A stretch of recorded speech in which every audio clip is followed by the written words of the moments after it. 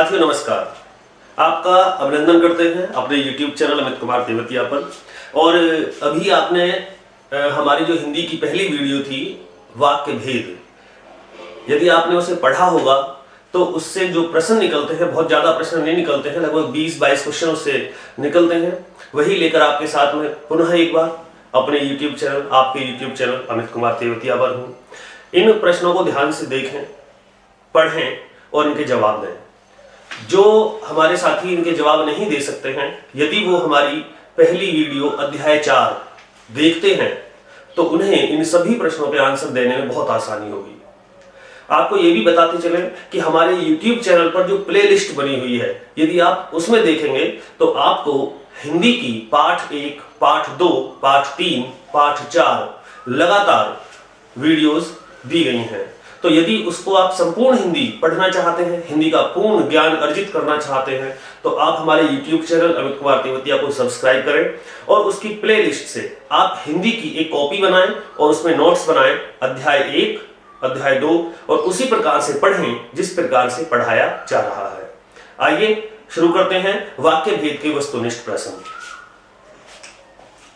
प्रश्न संख्या 1, सार्थक शब्दों का व्यवस्थित समूह कहलाता है। सार्थक शब्दों का व्यवस्थित समूह कहलाता है। पद, वाक्य, वर्णमाला या उद्देश्य। यदि आपने पाठ पढ़ा है तो जवाब दीजिए, क्या आंसर होना चाहिए? वर्णमाला? जी नहीं। इस प्रश्न का उत्तर है सार्थक शब्दों का व्यवस्थित समूह, वाक्य। अगर यहां होता सार्थक वर्णों का व्यवस्थित समूह, वर्णों का व्यवस्थित समूह, तो आप शब्द कह सकते थे। यदि होता वर्णों का व्यवस्थित समूह तो वर्णमाला कह सकते थे। लेकिन यहां है सार्थक शब्दों का व्यवस्थित समूह, जिसका जवाब है वाक्य। प्रश्न संख्या 2, वाक्य के अनिवार्य तत्व कितने होते हैं? बताइए, पढ़ाया गया है वाक्य के अनिवार्य तत्व कितने हैं? 5, 6, 7 या 8? क्या जवाब? सही जवाब 6। आइए अब अगला प्रश्न ये बनता है कि वाक्य के अनिवार्य तत्व जो 6 हैं वे कौन कौन से हैं। यदि आपको इसका ज्ञान है तो आप अगले प्रश्न का उत्तर दे सकते हैं। प्रश्न संख्या 3, निम्न में कोई एक अनिवार्य तत्व नहीं है।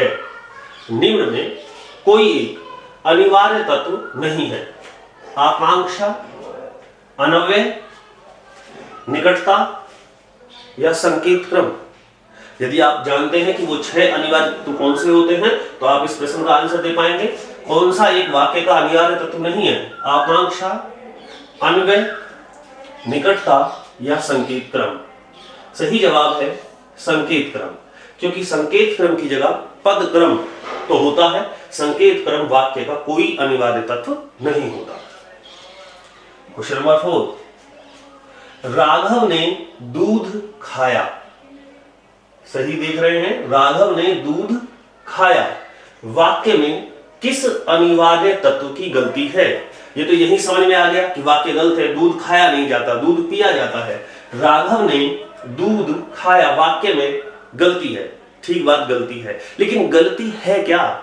किस अनिवार्य तत्व की गलती है? योग्यता, पदक्रम, सार्थकता या अन्वय?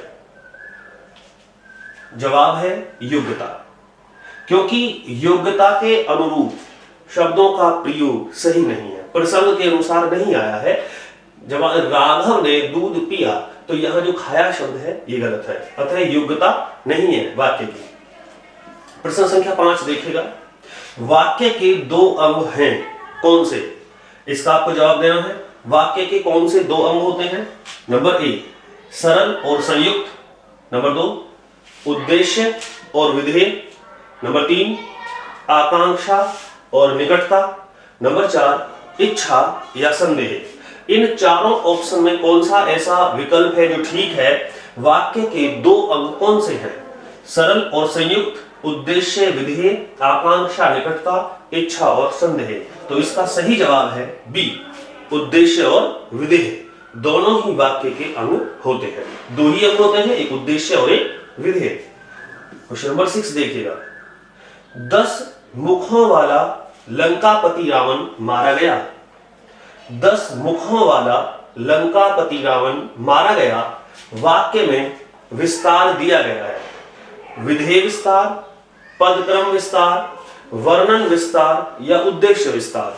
आप जानते हैं कि इस वाक्य में उद्देश्य क्या है? उद्देश्य है रावण, क्योंकि इसके विषय में बताया जा रहा है। आप अध्याय 4 पढ़ें, उसके बाद यदि आप करेंगे तो कोई भी प्रश्न गलत नहीं होगा। 10 मुखों वाला लंकापति रावण, तो इस भाग को विस्तारित किया गया है, अतः यह उद्देश्य का विस्तार है। क्वेश्चन नंबर 7 देखिएगा। वाक्य अर्थ के आधार पर कितने प्रकार के होते हैं? वाक्य अर्थ के आधार पर कितने प्रकार के होते हैं? इसका सही जवाब है 8। आइए देखते हैं प्रश्न संख्या 8। निम्न में कौन सा एक अर्थ के आधार पर वाक्य का भेद नहीं है? आपने पाठ पढ़ लिया है, हम जानते हैं कि अर्थ के आधार पर वाक्य 8 प्रकार के होते हैं, लेकिन वो 8 प्रकार के कौन कौन से हैं? इनमें ऐसा कौन सा शब्द यहां लिखा गया है कि जो अर्थ के आधार पर वाक्य में नहीं होता? इच्छावाचक, ऑप्शन नंबर बी संकेतवाचक, ऑप्शन नंबर सी संदेहवाचक, ऑप्शन नंबर डी गणनावाचक। कौन सा एक है जो अर्थ के आधार पर वाक्य का भेद नहीं है? सही जवाब है डी, गणनावाचक। गणनावाचक विशेषण होता है। आइए बात करते हैं प्रश्न संख्या 9। बड़ों का सम्मान करो वाक्य है आज्ञावाचक, इच्छावाचक, विस्मयवाचक या संकेतवाचक। बड़ों का सम्मान करना चाहिए या बड़ों का सम्मान करो वाक्य किस प्रकार का है? आज्ञावाचक है, इच्छावाचक है, विस्मयवाचक है या संकेतवाचक है? अब आप ये देखिए, बड़ों का सम्मान करो, ये आशीर्वाद है, शुभकामना है या उपदेश है या आज्ञा है? ये है क्या? तो यह यहां बड़ों का सम्मान करो एक उपदेश है जो कि सदैव आज्ञावाचक वाक्य के अंतर्गत आता है। तो यहां आज्ञावाचक वाक्य के अंतर्गत जो है आज्ञा आती है और इसके साथ साथ आपका जो आदेश दिया जाता है वो है, या कोई भी जो उपदेश दिया जाता है वो है। तो ध्यान रखेंगे, बड़ों का सम्मान करना चाहिए हमें, ये आज्ञावाचक के अंतर्गत आता है। प्रश्न संख्या 10। हो सकता है आज मेरा कार्य पूर्ण हो जाए वाक्य किस प्रकार का है? हो सकता है, हो भी नहीं सकता, अर्थात यहां वाक्य में पूर्णतः संदेह है। हो सकता है आज मेरा कार्य पूर्ण हो जाए, जहां वाक्य पूर्णतः संतुष्ट ना करे, जहां काम हो भी सकता हो और नहीं भी हो सकता हो, वहां सदैव संदेहवाचक वाक्य ही होता है। Question number 11। यदि परिश्रम करोगे तो अवश्य सफल होगे। बताइए क्या बनेगा? यदि परिश्रम करोगे, यदि परिश्रम करोगे तो अवश्य सफल होगे। अब यहां सफल होने के लिए पहले शर्त लगाई गई है कि परिश्रम करना अनिवार्य है। यदि परिश्रम करेंगे तो ही सफल होंगे, अर्थात जब किसी वाक्य के अंदर शर्त होती है, दूसरा कार्य जब पूर्ण होगा, जब पहला कर लिया जाएगा, तो आज्ञा है, संकेत है, विस्मय है या इनमें से कोई नहीं। तो मैंने आपको पहले भी बताया था कि जहां शर्त होती है वहां संकेत वाचक आप याद करेंगे, वहां संकेत होता है। बात करते हैं प्रश्न संख्या 12 की। शाबाश तुम ही जीतोगे वाक्य है। अब अगर हम यहाँ शाबाश पर ध्यान ना देकर के इस चिन्ह पर ध्यान दें तो हम जानते हैं कि यह विस्मादि बोधक चिन्ह है। एक लाइन खींची हुई है, उसके नीचे बिंदी है, तो यह विस्मादि ही होगा। अतः इसका तो जवाब आप साफ साफ दे सकते हैं कि इसका जवाब होगा विस्मयवाचक वाक्य। क्वेश्चन नंबर 13 देखेंगे।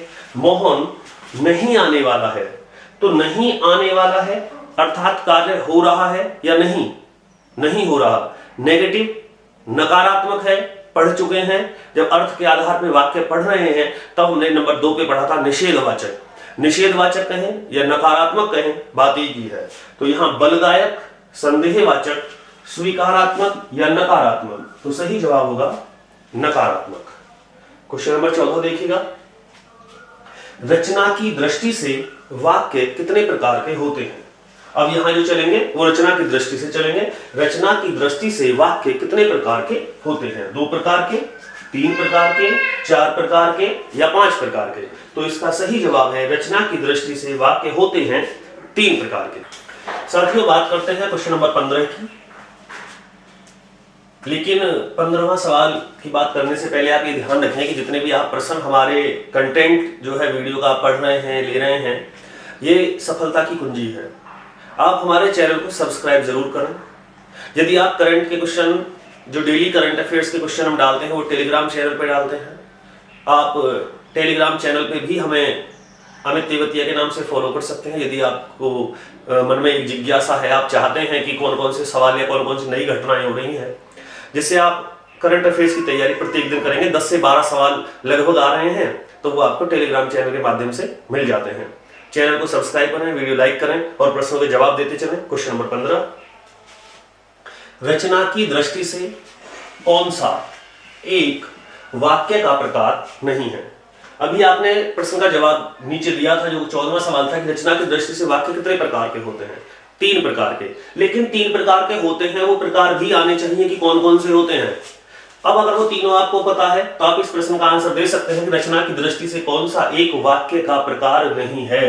नंबर ए, साधारण वाक्य। नंबर बी, निषेधवाचक वाक्य। सी, संयुक्त वाक्य। डी, मिश्र वाक्य। तो इसमें जवाब है निषेधवाचक। निषेधवाचक कोई भी वाक्य रचना की दृष्टि से नहीं होता है।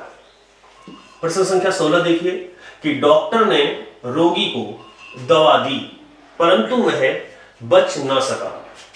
डॉक्टर ने रोगी को दवा दी परंतु वह बच ना सका। वाक्य है, सरल वाक्य है, संयुक्त वाक्य है, मिश्र वाक्य है या इनमें से कोई नहीं।